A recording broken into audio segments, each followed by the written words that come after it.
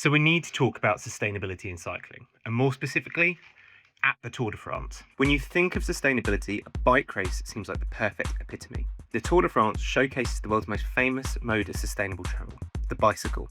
Every July, the riders cover more than 3,000 kilometres.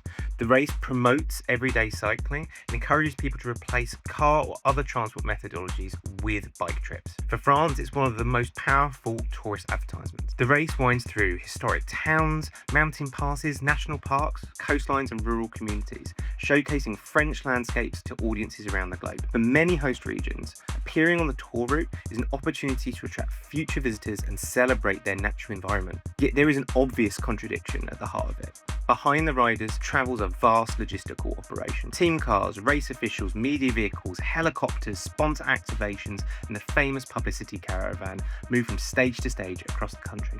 Organisers have introduced electric vehicles and lower carbon fuels in some elements of their operations, but still carries a sizable emissions impact. The contradiction does not stop at the transport. Some of the most successful teams in the sport are backed by states whose economy has been built on the oil and gas industries. UAE Team Emirates, the most dominant force in the modern sport, is perhaps the most visible example. Although organisers have worked to reduce packaging and increase recycling, it still distributes an enormous amount of promotional material across its 3-week journey. But perhaps the most important story is not the impact of the race on the environment, it's the impact of the environment on the race itself. Throughout 2026, multiple stages have been disrupted by wildfires in Spain and France.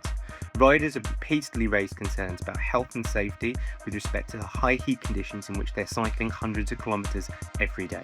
Heat waves, wildfires, landslides, damaged roads, these are no longer rare disruptions. They're increasingly becoming a part of the tour itself, not just as side narratives, but capable of dictating the eventual winner. The Tour de France is often presented as a celebration of sustainable transport, and the bicycle remains one of the most efficient forms of transport ever created. A global sporting spectacle built around cycling still depends on extensive travel, significant logistics, substantial consumption, and sponsorship links that can sit uneasily alongside environmental ambitions. Every year, hundreds of millions of viewers tune in from around the world.